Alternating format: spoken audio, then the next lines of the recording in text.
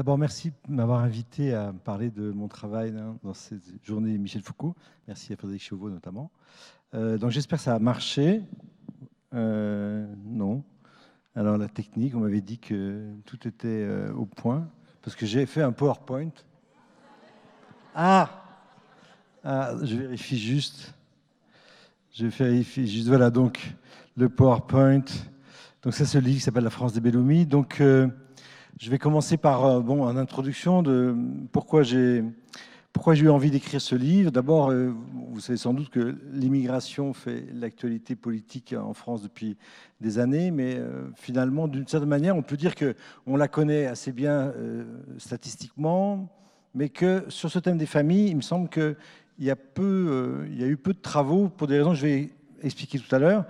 D'abord, première chose à dire, vous savez sans doute que l'immigration, c'est un phénomène économique, social et politique, mais d'abord et avant tout économique, et que la famille que j'ai enquêtée, que j'ai étudiée, s'appelle Belloumi, c'est une famille algérienne, et une des caractéristiques fondamentales de l'immigration algérienne, vous savez sans doute que l'Algérie était française jusqu'en 62, et donc les Algériens étaient français, et donc il y avait deux nationalités, ils n'étaient pas citoyens pendant très longtemps, et donc il y a une immigration de travailleurs algériens.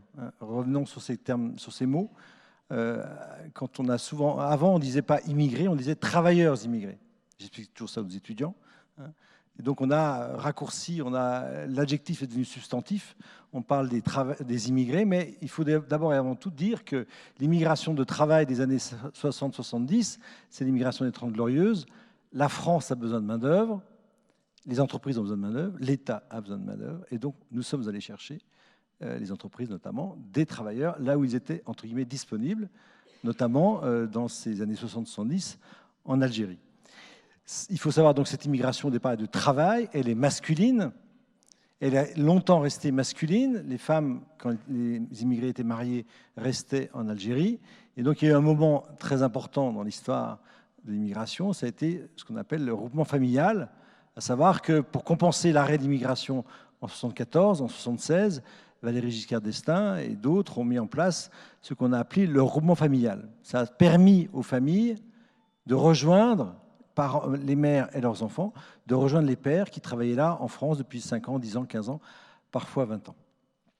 Alors, dans cette introduction, deuxième point à dire, c'est que sur cette question-là, il y a un sociologue algérien qui a rencontré Bourdieu en Algérie quand Bourdieu était assistant de philosophie à la faculté d'Alger. Et ce sociologue s'appelle Abdelmalek Sayad. Il est resté toute sa vie algérien, même s'il a été directeur de recherche CNRS en France. Et donc, il a fait des travaux fondamentaux sur cette question d'immigration algérienne. Donc, je vais m'appuyer beaucoup sur son travail. Et puis, troisième point, si j'ai fait cette enquête, c'est aussi parce qu'avant ce livre, j'avais déjà travaillé pour ma thèse et pour d'autres aspects sur ces questions-là d'immigration. Et donc, j'ai fait notamment un livre qui s'appelle « Un jeune pays de malheur, un jeune de cité écrit un sociologue » où un jeune d'origine marocaine, né en 1974, me racontait son parcours difficile en France, même s'il avait obtenu son bac et une première année d'histoire. Et donc, voilà, ces questions-là m'intéressaient parce qu'on pouvait entrer un peu dans la logique de la famille. Donc, pour finir, en dernier point, vous imaginez bien, quand on est sociologue ou anthropologue, moi je ne fais pas la différence à ce niveau-là, enquêter dans une famille, c'est la difficulté principale, c'est bien sûr de se faire accepter et de faire en sorte que les personnes qui vont vous aider à faire l'enquête acceptent de se livrer, acceptent de livrer l'histoire de leur famille et notamment les secrets de famille, parce que vous le savez tous, il y a toujours des secrets de famille, il y a toujours des cadavres cachés dans le placard. Et donc, cette enquête n'échappe pas à ça, bien sûr. La difficulté que j'ai eue, mais qui a été vite résolue, et je vous dirai pourquoi, c'est effectivement de faire en sorte que les 8 enfants acceptent de parler d'eux, acceptent de parler de leur famille, même si cet aspect-là, parfois, pouvait effectivement être perçu comme impudique. Donc le but de la conférence, c'est d'expliquer un peu pourquoi ça a marché, quoi, relativement. Ça a fait un livre, mais je pense que ça a relativement marché. Pourquoi, finalement, quelle a été l'alchimie qui a permis que cette enquête se fasse. Alors, j'ai fait un plan. Comme ça, je pense que vous allez pouvoir suivre, même si je parle parfois trop vite. Donc, je vais revenir rapidement sur l'histoire de cette famille. Ensuite, je vais insister sur comment j'ai enquêté dans cette famille, comment ça s'est passé.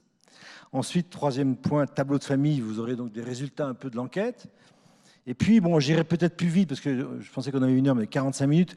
À la fin, j'ai plein de statistiques, parce que bien sûr, la question qu'on peut se poser, c'est mais une histoire d'une famille, quel intérêt cela a, quel sens cela a d'un point de vue méthodologique, sinon épistémologique. Et j'espérais vous montrer comment on peut contextualiser cette enquête de famille par des statistiques qui peuvent éclairer le cas particulier.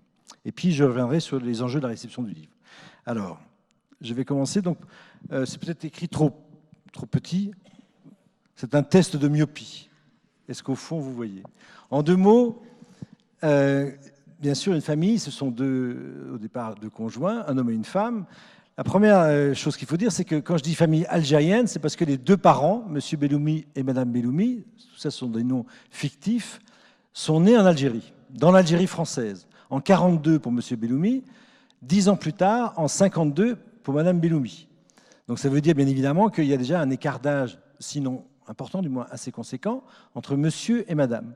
Et ce qui est intéressant, c'est qu'ils ont 2 histoires sociales assez différentes. Monsieur Belloumi est un paysan, fils de berger sur les hauts plateaux de Mascara dans l'ouest algérien. Madame Belloumi est une urbaine, née à Mostaganem, une petite ville au bord de la mer, à l'est d'Oran. Donc ce sont des Algériens de l'ouest algérien. Alors, la caractéristique principale de leur histoire, c'est que bien sûr, ce ne sont pas les médecins et polytechniciens qui émigrent en France, ce sont des travailleurs. Donc, M. Belloumi, c'est un paysan, une famille très pauvre. Il a plusieurs frères et sœurs. 2 de ses frères et sœurs meurent quand il est enfant du typhus. Donc, mourir du typhus dans les années 40-50 en Algérie, ça montre bien que c'était une famille aussi avec beaucoup de difficultés économiques, voilà, où on ne mangeait pas toujours à sa faim. Donc, très vite, il a travaillé vers 9-10 ans avec son père comme aide-berger, si l'on peut dire. Et il n'a pas fait d'études françaises, il a fait 3 ans d'école coranique. Donc, voilà, c'est comme des millions de fellahs algériens étudiés par Baudeux et Sayad. Il est classique à ce niveau-là. Il n'y a rien d'exceptionnel. C'est un fils de paysan pauvre d'Algérie. Et sa vie bascule, on pourrait dire, 2 fois. D'abord, il est né en 42. Il a 20 ans en 62. Il a 18 ans en pleine guerre d'Algérie. Et quand je fais raconter aux enfants, parce que lui, M. Belloumi, ne parle pas bien français, on pourrait dire, il parle surtout algérien, arabe dialectal. Ce sont les enfants qui m'ont raconté son histoire. Et ensuite, j'ai fait interviewer M. Belloumi par la sœur aînée qui s'appelle Samira. Et en fait, M. Belloumi, il est loin du conflit algérien. Il est loin de la guerre, très loin. Il cherche à survivre. La preuve en est qu'à 18 ans, il ne s'engage pas dans un régiment de harkis, mais il s'engage dans l'armée française. Il va faire 2 ans de service militaire en France, à Strasbourg, pour être nourri, blanchi, tout simplement. Et quand il revient de son service militaire en France, l'Algérie devient indépendante et pendant 4 ans, il va être dans l'armée algérienne. Ensuite, il va rencontrer sa femme, il va quitter l'armée, il va devenir ouvrier. Ouvrier en Algérie. Madame Belloumi, elle, donc M. Belloumi, il est considéré en France, on va dire, voilà, analphabète, il ne parle pas le français, il ne l'écrit pas. Mais il a grandi dans une famille paysanne avec toute une tradition orale très forte. Son père était musicien, il l'accompagnait le soir dans les veillées, donc il a toute une tradition orale avec lui, beaucoup de dictons qui vont beaucoup marquer les enfants. Donc c'est un paysan, c'est un fils de paysan, comme on pourrait être un fils de paysan béarnais, comme Bourdieu les a étudiés. Madame Belloumi, c'est une urbaine, et pour vous montrer aussi, je déflore un peu l'enquête, quand je la rencontre, elle parle français. Elle parle bien le français, elle est allée au collège jusqu'en 4e parce qu'elle était bonne élève. Et quand j'ai fait le premier entretien chez elle, dans leur immeuble HLM, dans cette ville de Sardan, ville ouvrière communiste au centre de la France, elle me raconte son histoire. Il y a le fils aîné qui s'appelle Rachid qui est à côté. Et le fils aîné découvre stupéfait le fait qu'à 4 ans, Madame Belloumi a été adoptée par une voisine. Adoption coutumière, non légalisée, comme ça se faisait, semble-t-il, dans ces grands blocs HLM de Mostaganem. Elle a été adoptée par une voisine qui n'avait pas d'enfant. Ses parents tiraient le diable par la queue et ils ont donné en adoption leur fille, Madame Belloumi, qui, de 4 ans à 14 ans, a grandi seule avec ce qu'elle appelle sa vraie mère, sa mère adoptive. Malheureusement, donc, qui l'a beaucoup aidé, qui était très branchée école. Donc elle a pu aller en école française et au collège jusqu'en 4e. Malheureusement, à 14 ans, sa mère décède, sa mère biologique, adoptive décède, et elle retrouve sa famille. Et donc, bien sûr, là, il n'est pas complètement bienvenu, si on peut dire, parce que les difficultés perdurent. Son père est fripier, pas beaucoup d'argent, un fort penchant pour l'alcool. Donc, voilà, c'est une famille difficile. Et donc, en fait, elle se marie à 16 ans parce que, bon, un tas de rencontres de circonstances, c'est pas un mariage arrangé. Il se trouve que sa sœur et la sœur de Madame Belloumi, de Monsieur Belloumi, habitaient un même appartement en colocation, si on peut dire, à Mostaganem, et ils se sont rencontrés comme ça. Donc voilà, deux histoires différentes, sociales, un paysan et une dame urbaine, un mariage. Donc, ils se marient en 68, et en fait, pendant les 2 premières années du mariage, les 3 premières années, M. Belloumi est toujours ouvrier en Algérie, pas beaucoup d'argent, et pourquoi il émigre? Eh bien, c'est là où ça devient intéressant, on pourrait dire, c'est parce que, voilà, à l'époque, il y a une énorme croissance de l'immigration algérienne en France, qui reste malgré tout l'Eldorado, même si l'Algérie est devenue indépendante en 62. Donc, M. Belloumi, à Mostaganem, M. Anna Belloumi, voit arriver chaque été, pendant 1 mois ou 2 mois, les immigrés, comme ils disent, qui ont de l'argent, qui ramènent une voiture, qui ramènent des transistors, des téléviseurs, qui ramènent la richesse de la consommation des 30 Glorieuses en France. Et petit à petit, dans son esprit et dans l'esprit de Mme Belloumi, va germer l'idée de venir, de rejoindre tous ces immigrés en France pour, entre guillemets, obtenir une meilleure situation. Vous verrez que dans le tableau, ensuite, 3 enfants vont naître en Algérie, Samira 70, Leïla 73, Rachid 75. Alors pour illustrer un peu mon propos, j'ai des petites photos qui m'ont été données un jour comme ça, dans une enveloppe Kraft. Samira, qu'on voit ici, m'a donné une photo. Voilà, avec son grand-père dans ce village, dans ce plateau de Mascara, sa grand-mère dans une fête, une fantasia, et ensuite, voilà, donc ça c'est les rares photos que j'ai eues. Donc, bien évidemment, l'enquête est anonyme. Hein, là, ce sont des vraies personnes, mais bien sûr, pas retrouvables aujourd'hui, si on peut dire, mais bien évidemment, la condition sine qua non de l'enquête, ça a été de leur promettre un anonymat total. Belloumi, ce n'est pas le vrai nom, pour ceux parmi vous qui êtes amateurs ou amatrices de football. Belloumi, c'est le numéro 10 de l'équipe d'Algérie de 82 qui bat l'équipe d'Allemagne, la première fois un pays du Sud qui bat un pays du Nord à la Coupe du Monde de 82. Et il se trouve qu'il habite à côté de Mascara, donc on a trouvé avec Samira l'idée de trouver ce nom. On a rajouté un H. Belloumi, c'est un faux nom, mais ils existent vraiment. Mais bien sûr, l'anonymat, c'est pour permettre, bien sûr, qui permettent de leur parler en toute liberté et qu'ils ne soient pas reconnus. Alors, je vais juste, sur l'immigration de M. Belloumi, j'ai un peu parlé, voilà, c'est une immigration de travail. En 71, il a la chance d'obtenir ce qu'il appelle un ticket pour la France.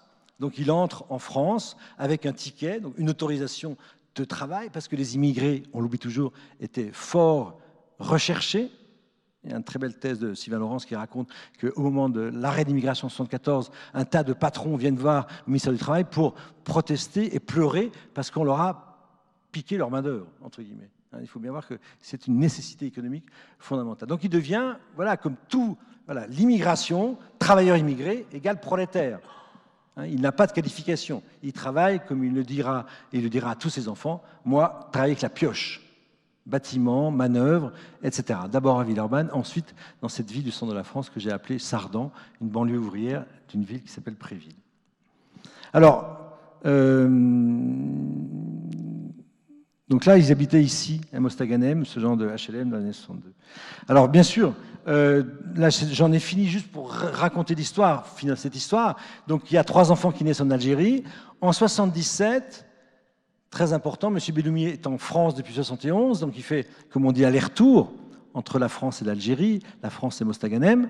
Et Mme Belloumi, c'est ça qui est intéressant quand on voit de près, par en bas, l'histoire, c'est qu'en fait, c'est Mme Belloumi qui va, petit à petit, chaque année, quand elle revoit son mari une fois par an, va lui mettre une énorme pression pour lui dire « je ne supporte plus cette situation où tu habites en France et moi je suis avec les enfants ici ». Donc elle va lui mettre une énorme pression et c'est par son entremise qu'il va accepter au bout de quelques années de faire le dossier pour le regroupement familial. Faire le dossier, ça veut dire être capable d'accueillir décemment la famille, donc trouver un HLM, 3 pièces ou 4 pièces, il y a 3 enfants qui sont en Algérie, pour pouvoir avoir l'autorisation de la DAS, de la Direction des Affaires sociales et du préfet de leur département pour obtenir ce fameux regroupement familial. Donc en 77, la famille se réunit en France. Ils arrivent par avion, ce qui est d'ailleurs assez rare. M. Belloumi a mis les petits plats dans les grands. Il y a un grand plateau de fruits qui attend les enfants. Et ensuite, ils vont habiter dans cet HLM pendant 40 ans. Et il va y avoir ensuite 5 enfants qui vont naître. Donc au total, 3 plus 5, 8 enfants de la famille Belloumi. Alors pour résumer l'histoire, après on entrera un peu dans le détail. En fait, pourquoi je me suis intéressé à cette histoire-là? Parce que justement, c'est une histoire assez intéressante d'une famille de prolétaires, d'ouvriers non qualifiés, dont les 8 enfants deviennent des employés, des cadres moyens, des cadres supérieurs parfois. Tous les 8 enfants ont un emploi. Presque jamais ils n'ont été au chômage. Et sur les 8 enfants, les 5 filles ont toutes bac plus 3, bac plus 4, ont fait des études supérieures et sont toutes, on va dire, cadres moyens, professions intermédiaires. Elles sont infirmières, elles sont cadres d'association professionnelle, elles sont assistantes sociales. Elles sont typiques de la mobilité sociale en milieu populaire. On ne devient pas polytechnicien en 2 générations, mais en 3. Donc d'abord, on devient infirmière, assistante sociale, institutrice. C'est ça la mobilité des familles populaires. Alors les jeunes mariés à Paris, ça c'est des photos aussi confiées, et la petite Samira, enfant en Algérie. Donc voilà, ils arrivent là, Sardan, ville ouvrière et communiste, des bars et des tours, etc.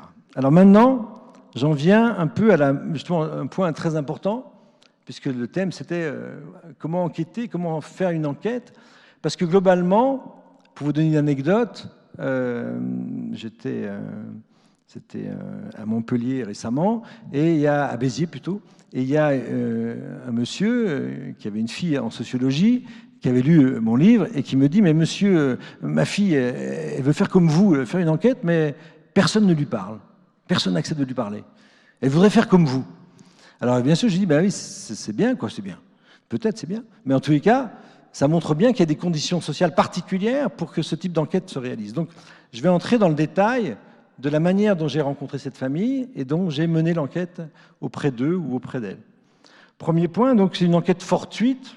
Je ne sais pas si j'ai mis ça, oui. Puisque je suis invité en 2012 dans une ville de Seine-Saint-Denis qui s'appelle Montville. Je suis invité à faire ce que j'appelle un topo de sociologue, c'est-à-dire c'est 30 ans de mission locale, et on me demande de raconter les difficultés, les problèmes, entre guillemets, de la jeunesse populaire aujourd'hui. Donc j'ai fait mon topo de sociologue, des statistiques, des tableaux, etc., pendant 3 quarts d'heure. Avec moi, en face de moi, il y avait un employeur, un patron local qui avait, on pourrait dire, la vertu de trouver des stages, de donner des stages aux jeunes de cette ville ouvrière et composée à 80% d'HLM. Donc voilà, on a eu un débat intéressant. Et à la fin de ce débat, qui avait lieu dans une salle de cinéma, il y avait pas mal de gens. En fait, il y a 3 personnes qui m'attendent. Il se trouve que, bien sûr, ce sont les 3 sœurs Belloumi. Je saurais qu'elles sont sœurs.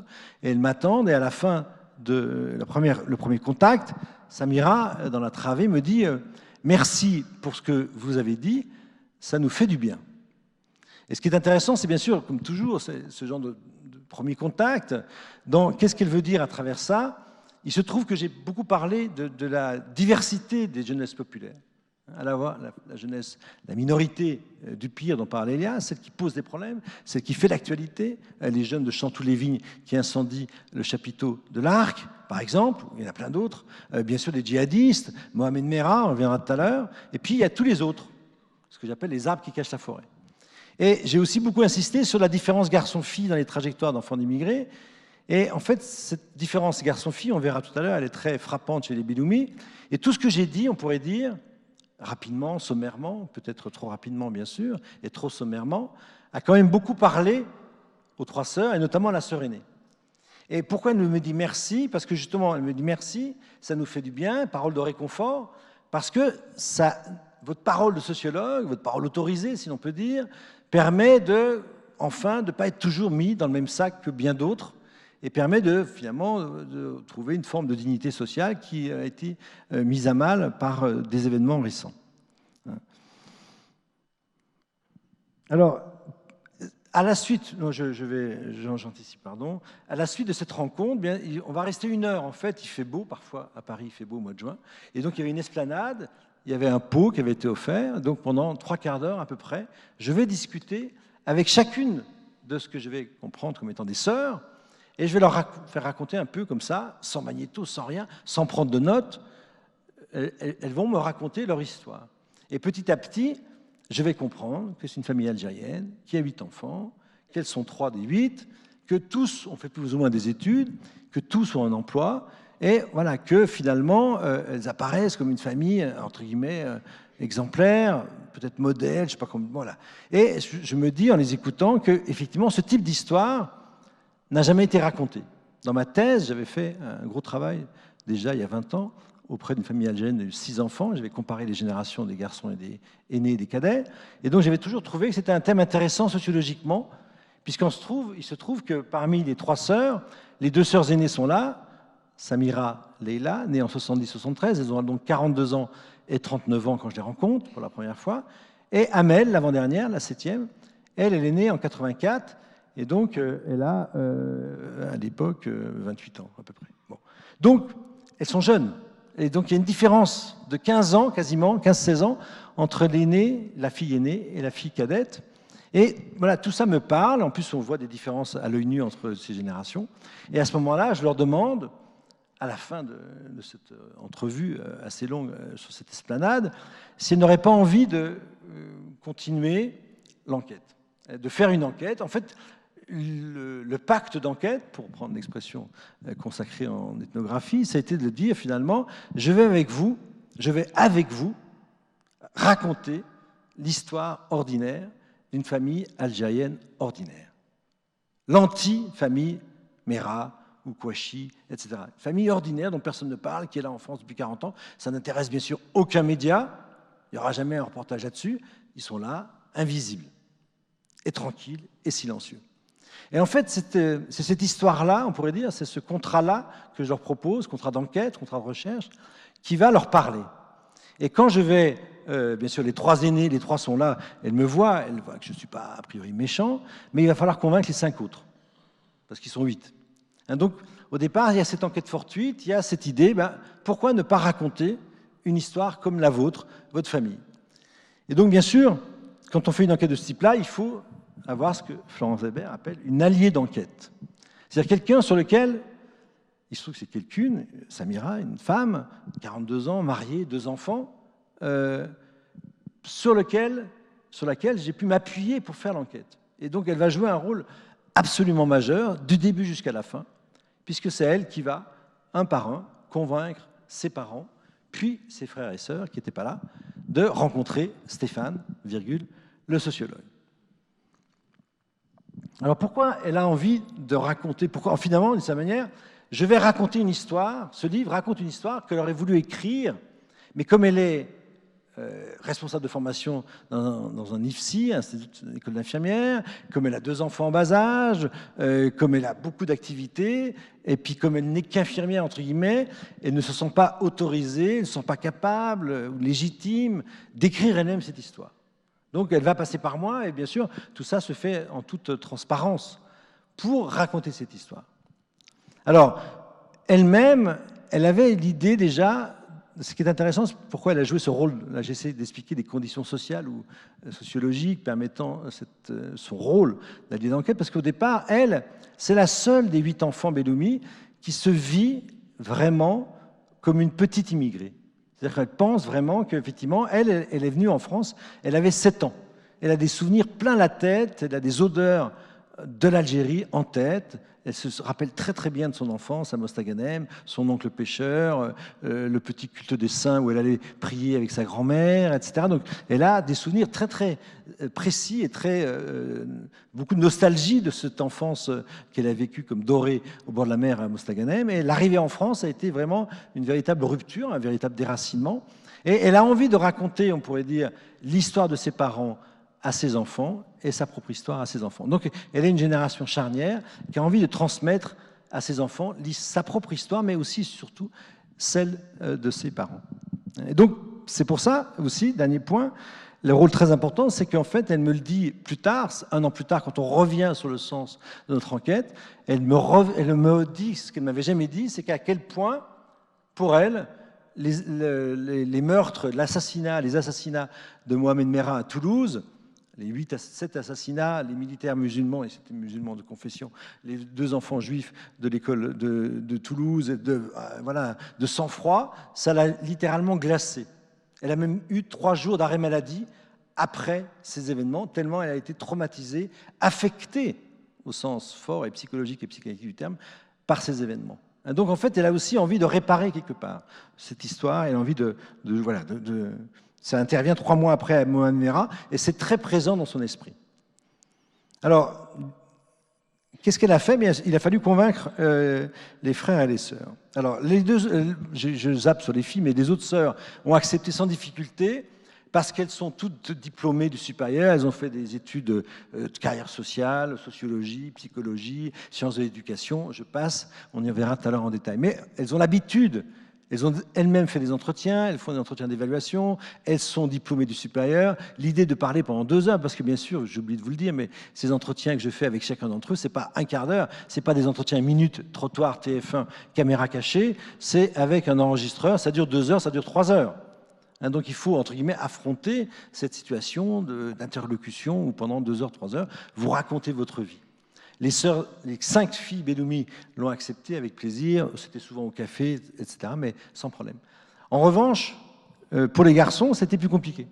Parce qu'on le verra tout à l'heure, les garçons n'ont pas fait d'études supérieures, et bien évidemment, pour eux, la situation d'entretien, pour certains, était plutôt difficile, pas facile à comprendre, etc. Pour vous donner un exemple, le frère aîné, Rachid, quand la première fois je le vois, lui il habite près de chez ses parents en province, les 5 sœurs étaient parties à Paris, hein, globalement. Quand je le vois, lui, en province, sans rien me dire, quand je le vois, finalement, il a amené dans la voiture sa petite sœur qui s'appelle Dalila, qui est enceinte, qui est revenue accoucher chez ses parents, parce qu'en fait, j'ai compris après coup, il ne me le dira pas et on ne s'expliquera pas là-dessus, il ne peut pas envisager de faire l'entretien seul, en tête-à-tête face à moi. Il a besoin de sa sœur, on pourrait dire, pour l'épauler dans un premier temps. Après, 2 mois plus tard, on fera de très longs entretiens ensemble pendant 2 jours, et il sera bien sûr tout seul, virgule, comme un grand. Donc, ça c'est un cas intéressant. Le dernier cas, quand il a fallu, quand l'enquête a abouti, qu'il y a eu l'idée d'un livre, j'ai dit à Samira, la sœur aînée, en disant c'est très bien tout ça, mais il manque le dernier garçon qui s'appelle Mounir, qui est né en 81, parce que lui m'a fui toute l'enquête. Parce que je suis allé sur place, je suis allé chez les enfants, je suis allé chez les parents, et à chaque fois que je voyais les parents, j'essayais de voir Mounir qui n'était pas loin, mais il venait jamais, et il ne répondait pas à mes SMS, il ne répondait pas à mes mails, parce que toute la famille est branchée Internet, et bien sûr, ils ont des mails, des SMS en pagaille.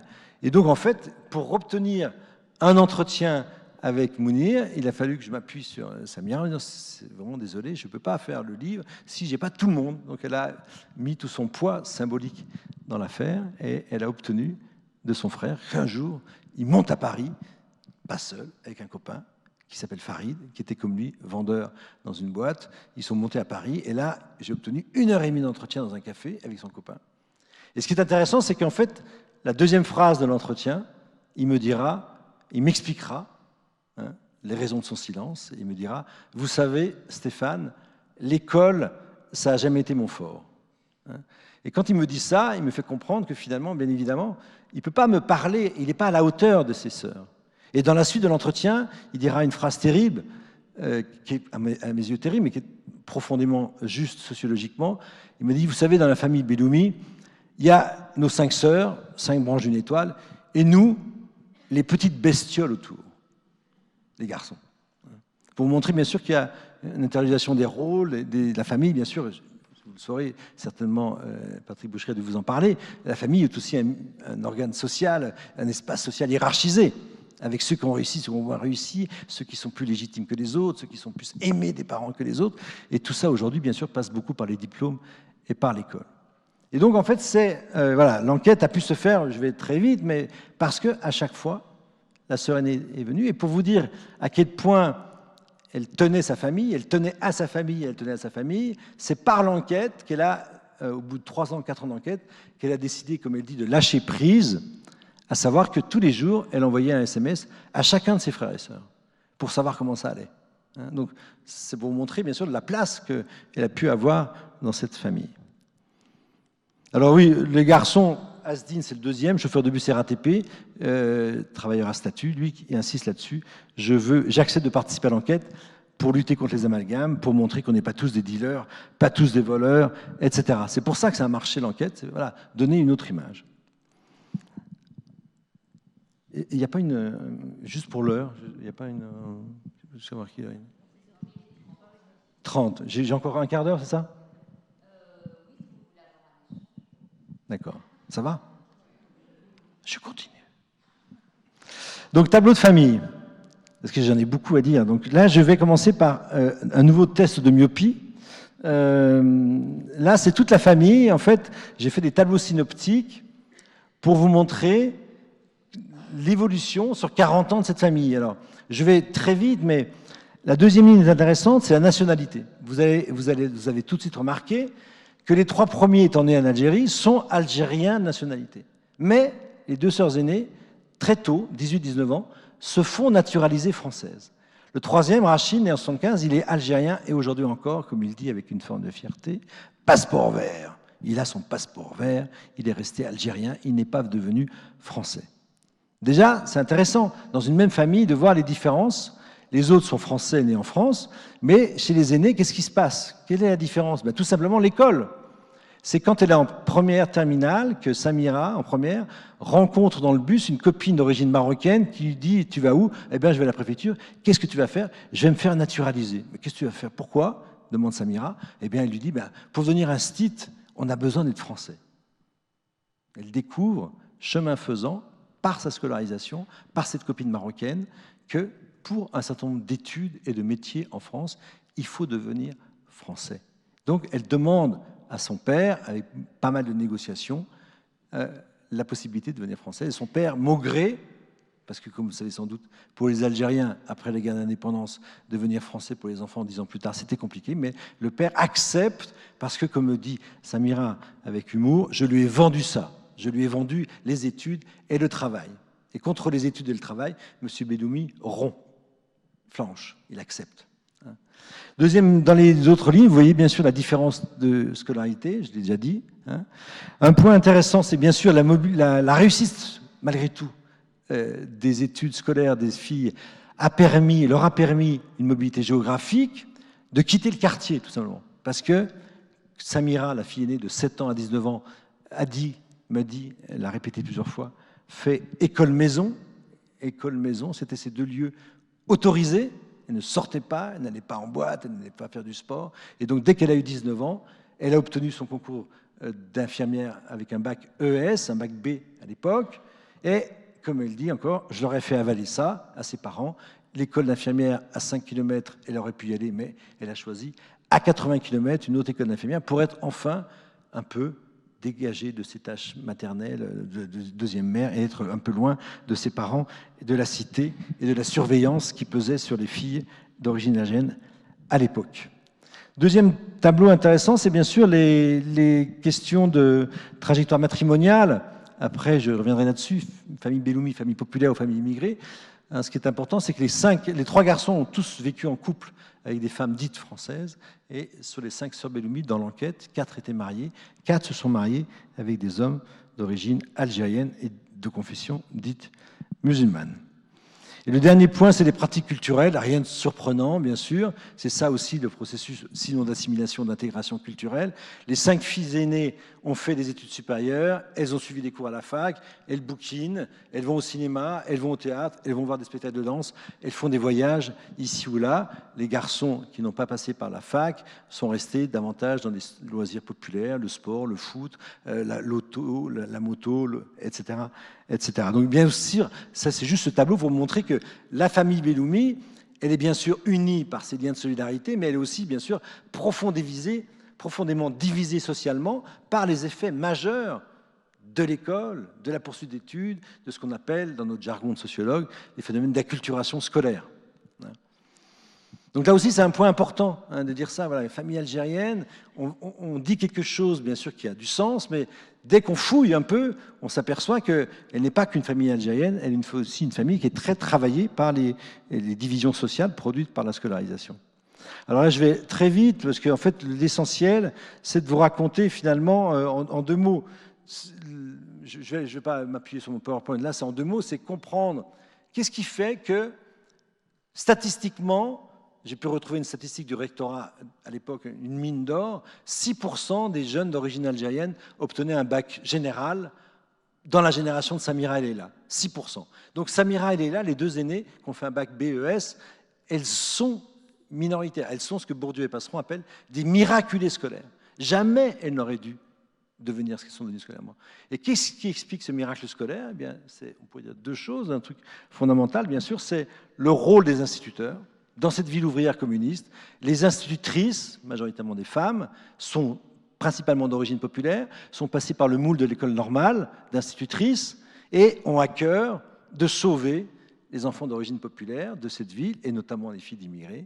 Et donc, elles vont être là, présentes, en permanence, durant toute la scolarité primaire, des enfants et des sœurs aînées Belloumi. Et pourquoi c'est si important? Parce que bien évidemment, cette image de l'enseignant, ce rôle de l'enseignant, cette aide de l'enseignant, fait que, notamment la sœur aînée, va toujours considérer qu'elle s'est sentie portée, comme elle dit, par ce regard des enseignants.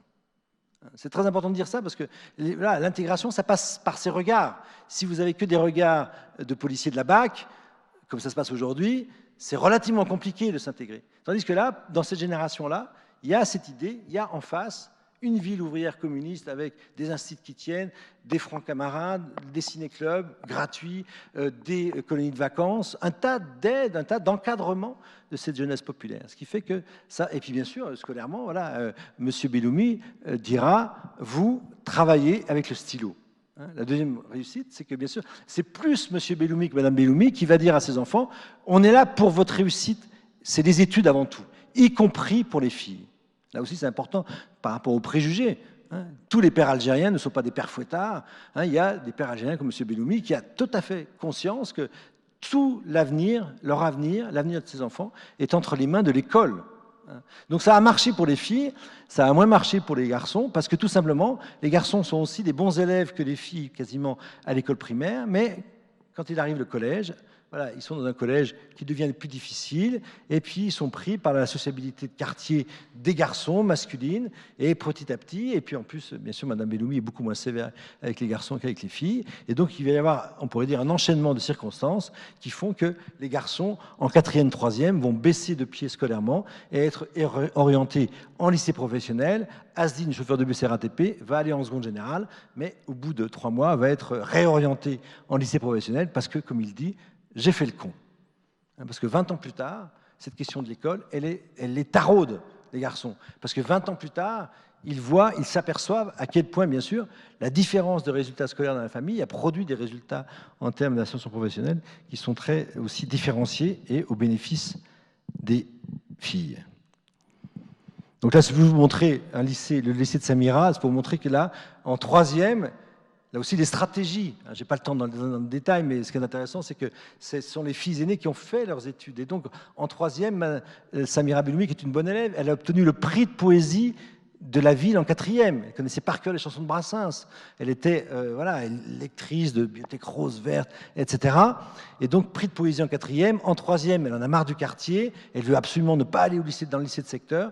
Et elle découvre par une brochure de l'UNICEF qu'on a ouvert une option arabe 3e langue dans le lycée de centre-ville de cette ville de Préville, ce lycée voilà, d'architecture classique du fin 19e siècle. Et donc là, elle va, l'affiche le montre bien, elle va, ah oui, c'est cette affiche-là, pardon, elle va rencontrer ce type de classe où il n'y a qu'une ou deux filles d'immigrés dans la classe.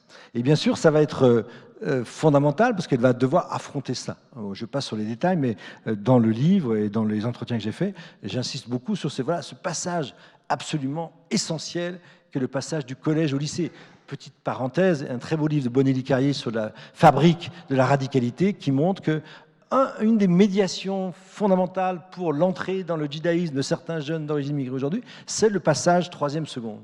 C'est très important de voir aujourd'hui ce qui se passe dans ce passage, ce saut énorme entre le collège et le lycée. Alors, pour ne pas être trop long, en 2 mots, la sœur aînée trace le sillon. C'est, avant que le président me vole le terme, une première de cordée. C'est elle qui va en permanence, avec sa 2e sœur, Leila, va tirer les sœurs vers elle. Alors, je vais juste, je vais maintenant voilà, revenir sur un point. Ma dernière question, c'est, je voudrais quand même, avant la réception, revenir sur une question centrale, puisque quand je fais ce type d'exposé sur ce livre, il y a toujours des personnes dans la salle qui très justement me posent la question, mais c'est Biloumi, est-ce que c'est une famille populaire ou est-ce que c'est une famille immigrée? Hein? Eh bien, les deux, mon capitaine. C'est ça qui est intéressant. Quand j'ai raconté ça dans une séance de formation à des professeurs de sciences économiques et sociales à Dijon, il y a un professeur, 45 ans à peu près, très timide, qui est venu me voir à la fin et qui m'a dit « Monsieur, l'histoire de Samira Belloumi, c'est dingue, c'est l'histoire de mon père. Son père, c'est un fils de paysan de Creusot, famille de 8 enfants, c'était l'aîné qui a pu faire des études, instituteur, il est devenu. Donc il m'a raconté toute l'histoire de son père, il m'a dit « Mais quand vous avez raconté l'histoire de Samira, j'ai eu l'impression d'entendre l'histoire de mon père. » Donc bien évidemment, il ne s'agit pas d'exotiser ces familles immigrées, par bien des aspects, elles ressemblent énormément aux familles populaires françaises. Parce que ce qui caractérise les familles populaires françaises, c'est bien sûr le rapport à l'école, la question des pénuries matérielles. Le père a été mis en cotorep dès 78, donc ils ont vécu avec l'aide sociale, avec les allocs et l'aide des assistantes sociales en permanence, et le secours catholique ou le secours populaire. C'est une famille de ce type. Mais, bien sûr, la ressemblance, c'est que qu'est-ce qui fait qu'une famille populaire s'en sort? Eh bien, il n'y a pas 50 000 façons. Ce n'est pas le fils de Pardieu, les enfants Adjani qui deviennent acteurs, actrices, etc. Ça n'existe pas, ce piston-là. Il n'y a pas de piston. Il n'y a pas de capital social. Le seul capital possible, c'est l'école. Donc, là, on est dans une logique typique d'ascension, petite ascension sociale dans une famille populaire. Donc, la variable immigrée joue peu. En revanche, pourquoi c'est aussi une famille immigrée? Parce que bien évidemment, même si je ne dis pas qu'elle est musulmane, parce que je trouve que cet adjectif n'a pas de sens sociologiquement, mais effectivement, les parents sont des Algériens de confession musulmane, et quand M. Belloumi va vieillir, il va devenir Hajj, pèlerinage à la Mecque en 95, 10 ans plus tard, pèlerinage avec sa femme. Donc voilà, il va entrer davantage dans une phase plus religieuse, mais c'est un islam classique. Ils font le ramadan, ils ne mangent pas de porc, etc. Le halal ne joue pas à l'époque. Et donc, ils sont religieux. Et donc, bien sûr, pour eux, pour la mère notamment, la question centrale de son existence en France, c'est le contrôle matrimonial, de la destinée matrimoniale de ses filles. C'est pour ça que toute leur enfance, Samira me dira, entre l'âge de sa puberté, 10-11 ans, et 19 ans, il n'y a pas une journée où sa mère ne la mettait pas en garde contre un mariage ou une fréquentation avec des Français.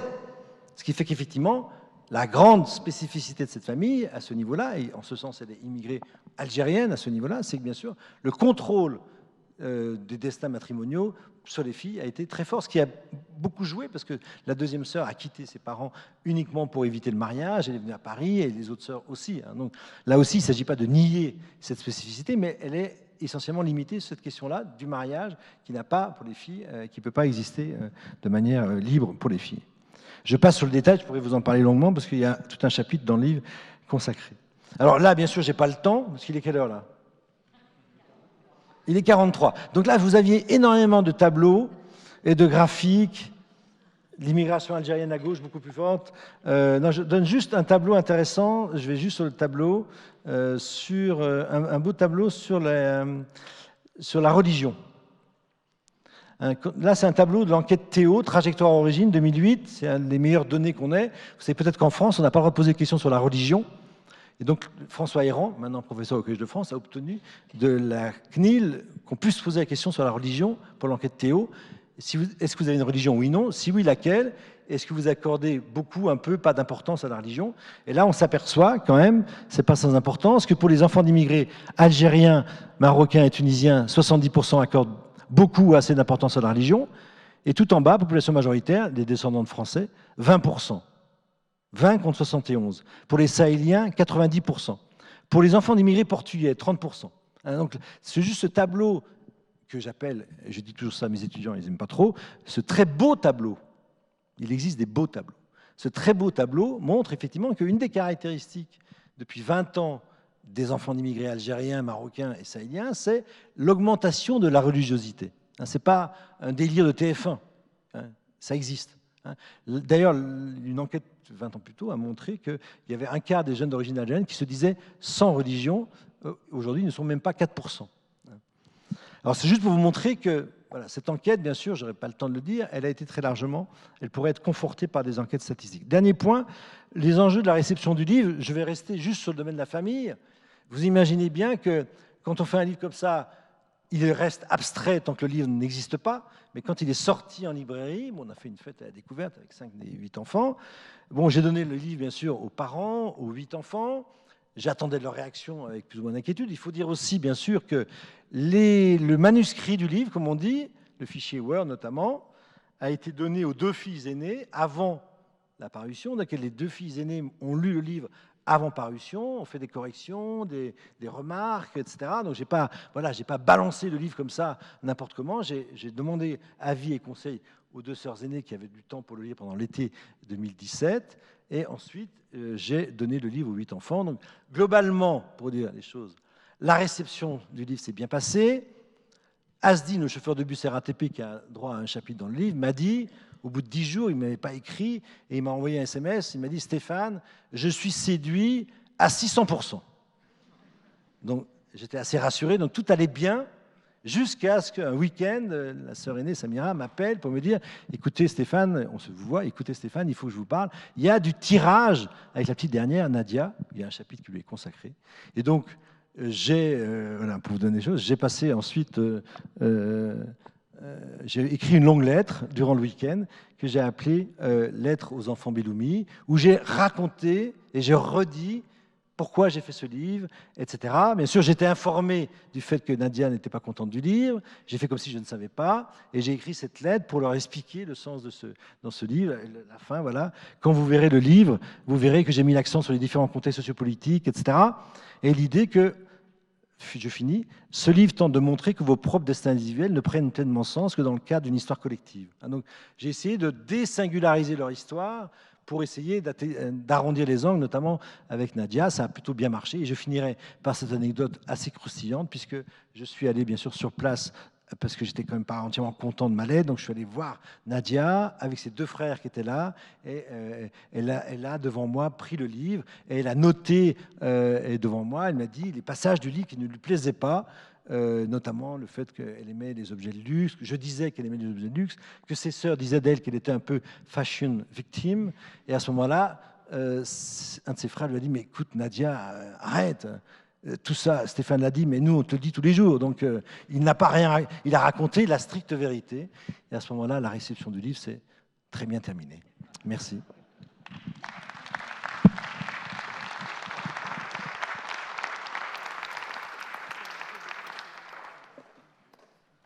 Donc, je vous écoute.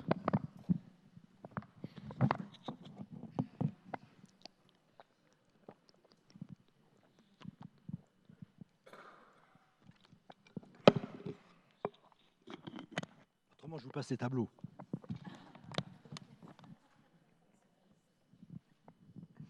Allez-y, monsieur. C'est très intéressant ce que vous nous avez dit.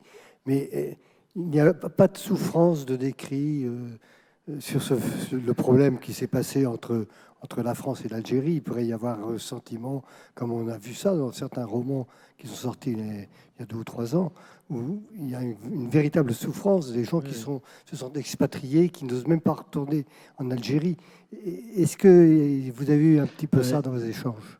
Oui, merci beaucoup pour votre question. J'aurais dû en parler avant. Merci pour me permettre non pas de corriger, mais de préciser. Alors, 2 choses essentielles. C'est une famille algérienne, parce que dans les immigrations, bien sûr, il y a des Algériens qui viennent en France et qui restent et qui reviennent au pays tous les 2, 3, 4, parfois 7 ans, 8 ans. J'en ai vu pas mal de familles immigrées comme ça, pour des raisons matérielles souvent.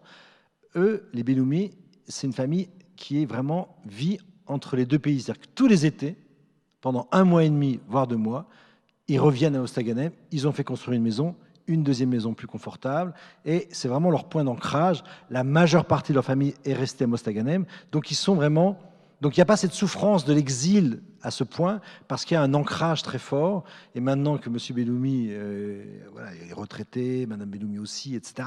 J'ai oublié de dire que Mme Belloumi s'était mise à travailler, c'est très important, j'y reviendrai tout à l'heure. Voilà, c'est très important. Voilà, ils reviennent, ils passent un mois ici, un mois par là. Donc il n'y a pas cette souffrance en tant que telle. Un deuxième aspect que j'avais cru comprendre, entrevoir dans votre intervention, c'est bien sûr la souffrance, on pourrait dire, et dans le livre, j'en parle assez souvent, de la question de la mémoire.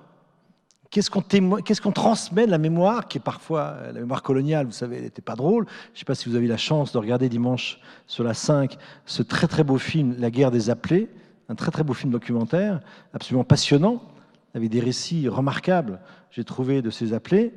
Bon, ben, on sait très bien qu'entre l'Algérie et nous, il y a la guerre, quoi. La France, voilà, il y a quand même une guerre terrible d'indépendance. Comme vous savez, on ne disait pas la guerre, je dis ça pour les jeunes étudiants, on disait les événements. Bon, c'était une guerre. Mais ce qui est très intéressant, c'est que M. Belloumi, son père a pris une balle dans la jambe, un de ses frères a été blessé, mais M. Belloumi ne parlera jamais de ça à ses enfants. C'est plus tard qu'il va en parler. Mais quand ils sont en France, il leur dira explicitement après, on était en France, on oublie le passé, on est là pour construire votre vie et on ne va pas nourrir une mémoire de haine. Et c'est intéressant parce que j'ai fait un débat vraiment intéressant dans une librairie à Ivry il y a un an, Ivry-sur-Seine, ville communiste depuis 1935. Et là, il y avait un jeune, entre guillemets, beurre, entre guillemets, un éducateur, 45 ans, très sympa, qui m'a bien sûr reproché ça, et je comprends très bien, en disant, oui, monsieur Beau, vous sous-estimez ça, la guerre, etc., la mémoire, la souffrance, le racisme, etc. Et je dis, bon, peut-être que, en tout cas, de mon enquête, il ne ressort pas ça, mais peut-être que la famille Belloumi est singulière. Et devant moi, il y avait un monsieur, Kabyle, 67 ans, qui est venu en France, il avait 17 ans en 63. Il m'a dit, mais vous savez, moi j'ai vécu ce qu'a vécu M. Belloumi, et j'ai fait exactement la même chose avec mes enfants. Je n'ai pas voulu les entretenir là-dedans. Donc là, c'est intéressant, ça fait écho aussi à cette question de la mémoire, qu'est-ce qu'on peut transmettre? Quand la mémoire est trop douloureuse, parfois on s'abstient. On sait très bien qu'une partie, par exemple, des Juifs qui ont pu survivre à la Shoah, se sont tus pendant beaucoup d'années, parce que c'est trop dur d'infliger ça, si l'on peut dire, à ces enfants. Et ça, j'ai trouvé intéressant, parce que je n'ai pas eu le temps de développer, mais parce que tout le chapitre 1 du livre, c'est sur l'histoire de la famille, comment raconter cette histoire, comment la connaître. Ben voilà, il faut interviewer les uns et les autres. Et c'est très tardivement, par exemple, comment M. Belloumi s'est mis à raconter son enfance, parce qu'une enfance aussi terrible, avec des frères qui meurent de typhus, on ne le dit pas à ses enfants. Mais c'est petit à petit, par exemple, en vieillissant, Leïla me dira, ils sont tous équipés d'iPad, quand je vais chez les Belloumi, Madame Belloumi, retraitée, femme de ménage au collège, sa plus belle expérience de travail, c'était femme de ménage au collège. Elle a trouvé ça formidable, parce qu'elle rencontre d'autres personnes, et que quand je la rencontre chez eux, il y a le nouveau frigo, réfrigérateur qui arrive, et elle prend une photo avec son smartphone, et les 8 enfants sont au courant dans la minute du nouveau frigo, réfrigérateur, qui est arrivé à la maison.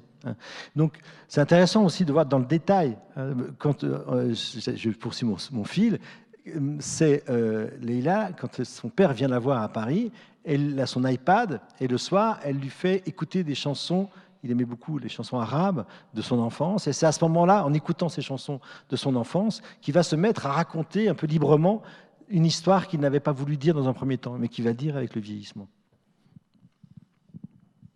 Parce que bien sûr, on est sur un sujet très chaud, on pourrait dire. Parce que moi, je me bats comme sociologue contre cette idée que depuis 62, la France reste un pays colonial, que la banlieue aujourd'hui, c'est la néocolonie. Il y a tout un discours de sociologues beaucoup plus radicaux que moi qui disent ça. Je pense qu'on fait une erreur fondamentale en insistant à ce point. Pour moi, l'essentiel du destin des enfants d'immigrés aujourd'hui, c'est pas l'histoire coloniale, c'est l'emploi, c'est les conditions d'insertion. C'est ça qui fait qu'on est ou non, on pense avoir ou non sa place en France. Même si, bien sûr, je nie pas l'histoire coloniale, bien évidemment,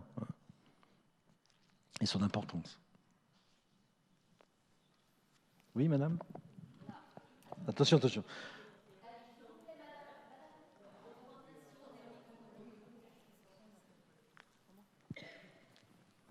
Oui, je parlais au point de vue religion.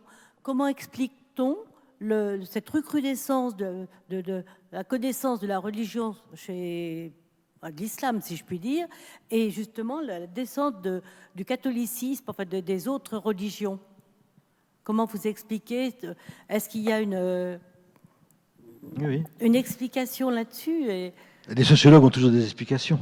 Bien sûr, c'est ce qu'on attend. Et j'ai fait un cours de sociologie des religions en licence 2 à Poitiers. Donc j'ai fait passer 6 séances de 2 heures à faire des séances sur le destin du christianisme. Et ma dernière séance, c'était sur exactement la question que vous posez.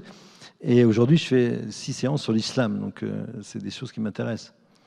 Alors, bien sûr qu'il faut expliquer ça sociologiquement. Bon, voilà, ce que des historiens, Guillaume Cuchet et bien d'autres historiens d'aujourd'hui racontent que voilà, le catholicisme en France, c'était voilà, c'est la fille aînée de la nation, c'était la fille aînée de l'Église, c'est la France, toute une tradition de culture catholique, bon, bien sûr, qui s'est effondré depuis les années 65-70. On a des courbes qui montrent très bien que c'est à partir des années 65-70 qu'on a progressivement un effondrement des pratiques catholiques en France qui renvoie à... Voilà, c'est multifactoriel, j'ai pas le temps de développer, mais pour les enfants d'immigrés, ce qui est très important, c'est justement ce regain de religiosité, de sentiment d'appartenance. On peut dire, je vais là et je raconte des choses de manière sommaire, mais bien évidemment, quand j'ai fait ma thèse, par exemple, j'ai fait ma thèse dans les quartiers HLM de Sochaux, ville ouvrière, les villes ouvrières autour de l'usine, il y avait à peu près 40% d'enfants d'immigrés, marocains, turcs, etc.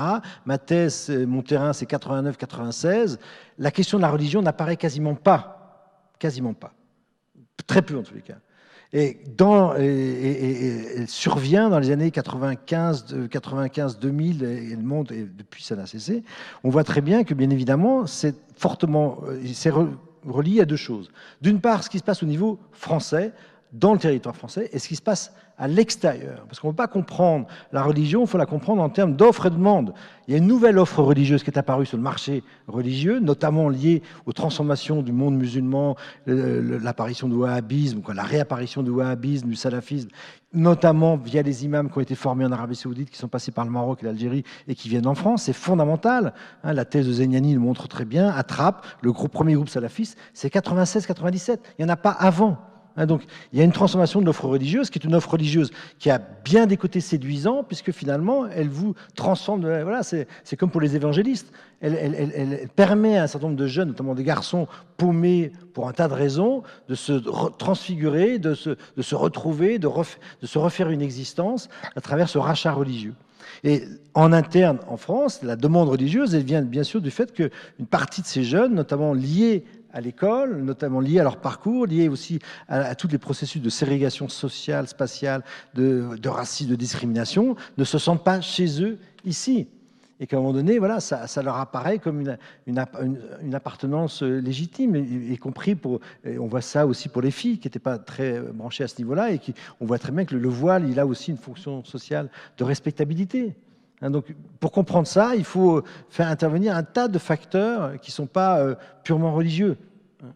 Donc là, je vous conseille, pour ceux qui ne connaissent pas, si ceux que ça intéresse, vraiment, c'est un livre qui m'a passionné, ce livre de Bonelli et Carrier, qui s'appelle « La fabrique de la radicalité », puisqu'ils ont étudié les dossiers de 123 mineurs fichés S grâce à la PJJ, et donc ils ont eu accès à toutes les données biographiques, aux notes, aux suivis socio-judiciaires, etc. Et c'est un livre qui montre très bien justement les racines sociales de cette fabrique de la radicalité.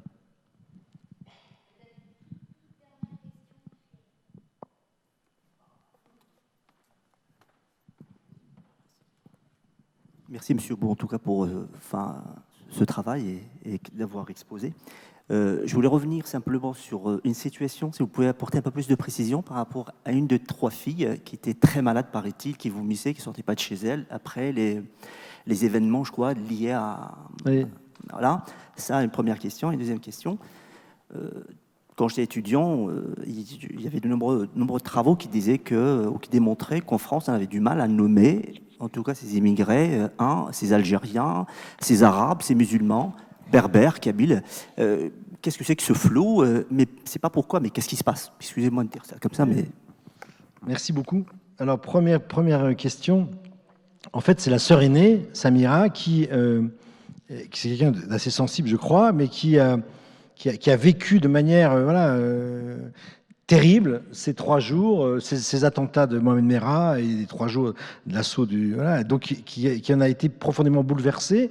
parce que, comme elles le disent, j'ai fait un article dans le Monde diplomatique où je mets des échanges de SMS qu'elles se sont envoyés, les deux sœurs aînées, au moment où on apprend qu'il y a un attentat au musée juif de Bruxelles, de mort, et elles s'interpellent par SMS, et à la fin, c'est j'espère que ce n'est pas encore l'un d'entre nous, si c'est encore un, qu'est-ce qu'on va devenir, nous et nos enfants. Donc il y a cette espèce d'angoisse profonde de l'amalgame. Parce que vous savez très bien qu'une fois que, voilà, et bien sûr depuis les attentats terroristes, une partie des enfants d'immigrés et des familles d'ailleurs maghrébines en France vivent ça voilà, aussi de manière très douloureuse. Il n'y a pas que les Français, eux aussi bien sûr le vivent de manière très douloureuse parce que cet amalgame qui est pesant et qui est tout le temps là. Les trois sœurs que j'ai vues à Montville sont allées à la manif du 11 janvier 2015 pour Charlie Hebdo, pour les valeurs de la République. Elles étaient là. Elle voulait montrer qu'elles étaient là. Et le lendemain, quand elle prend le métro, Amel, l'avant-dernière, elle me dit, de nouveau, l'angoisse, le métro s'arrête, c'est tout noir, et quand la lumière réapparaît, tous les regards, j'ai l'impression que tous les regards sont braqués sur moi, parce qu'elle a une gueule d'arabe. Voilà. Donc ça, c'est bien sûr, il faudrait faire une ethnographie fine de tout ça, depuis les attentats, comment ça altère profondément les relations entre les gens. Et votre dernière question, bien sûr, qui est fondamentale, qu'est-ce qui se passe? Ben voilà, bien évidemment, je ne nie pas qu'il y a le Front National. Pour moi, le fondamental, c'est ça. Le Front National, depuis 1983, c'est ce que dit Daniel Gaxi, a réussi son entreprise idéologique à faire croire que le problème principal de la France était l'immigration. Et quand vous grandissez, ce que me diront d'ailleurs les filles Belloumi, quand vous grandissez en France avec Le Pen au premier tour, au second tour, etc., avec ce discours qui est un discours profondément raciste, il faut le dire, de haine anti-arabe, forcément, il y a ça qui est au cœur de la situation et qui fait qu'on est dans une logique, pour moi, de cercle vicieux, avec d'un côté cette force de l'extrême droite en France, et puis bien évidemment, en réaction, les attentats djihadistes qui vont confirmer, conforter les propos à la Zemmour. Donc, ce qui fait que votre question est très juste. Qu'est-ce qui se passe avec tout ça? Ben voilà, ça fait 30 ans d'histoire sociale qui nous entre guillemets, passez-moi l'expression, qui nous pète à la gueule. Parce que bien évidemment, la vraie question, c'est qu'est-ce qu'on a fait depuis 30 ans pour faire en sorte qu'il y ait une moins grande inégalité de richesse, voilà, qu'est-ce qui se passe dans les quartiers? Qu'est-ce qu'on a fait de ces lieux-là? Et l'intérêt pour moi du livre, c'est que j'ai pu comparer dans une même famille les effets profondément très importants de socialisation dans des quartiers différents. À 15 ans de distance, les quartiers sont différents. Et vous savez, vous êtes tous, parmi vous, vous êtes des parents, vous savez très bien qu'on a beau être des parents attentifs, eh bien, parfois, les socialisations extra-familiales vont l'emporter sur la socialisation familiale. Donc, pour moi, la question que vous posez est fondamentale, mais je répondrai en disant, voilà, ces logiques de catégorisation ethnique, elles se développent sur un fond de désespérance sociale et du fait qu'on a laissé tomber ces questions-là. Et voilà, on est dans une situation où toutes les enquêtes statistiques le montrent depuis 20 ans, 30 ans. Mais pourquoi ça pose un problème? Parce que la plupart des gens ne votent pas dans les cités. La très belle enquête de Olivier Masselet, La gauche et les cités, enquête sur un rendez-vous manqué, c'est un très grand livre de sociologie, montre très bien que justement, le travail politique du Parti communiste dans les banlieues, c'était ça. C'est-à-dire que voilà, en échange du vote, eh bien, on vous offre des biens communs, des services collectifs, des colonies de vacances, etc. C'est pas rien. Les classes populaires, dans une période de crise comme aujourd'hui, ont besoin d'être encadrées. Parce qu'autrement, c'est la déliquescence, c'est ce qu'on voit aujourd'hui. Il suffit de regarder de près ce qui se passe, regarder ce qui s'est passé à Chanteloup-Lévy. Moi, pour vous dire une petite anecdote de sociologue, j'ai ouvert un dossier il y a 3 mois qui s'appelle L'Air du temps. Donc voilà, je note toutes les petites histoires de ce type, les faits divers les plus tragiques les uns après les autres qu'on voit ici ou là. Il suffit de regarder la Nouvelle République du Centre-Ouest tous les jours, la Charente Libre, la presse locale tous les jours. Vous voyez où on en est. On est dans un pays où, effectivement, il y a plus qu'une crise du lien social, même si ce n'est pas une bonne expression, peu importe. On est dans une situation, voilà, la fracture sociale de Chirac, 95, 20 ans plus tard, elle est redoublée. Et donc, c'est pour ça qu'on est d'ailleurs si peu écouté les sociologues, parce que les énarques ne veulent pas entendre parler de ce genre de discours.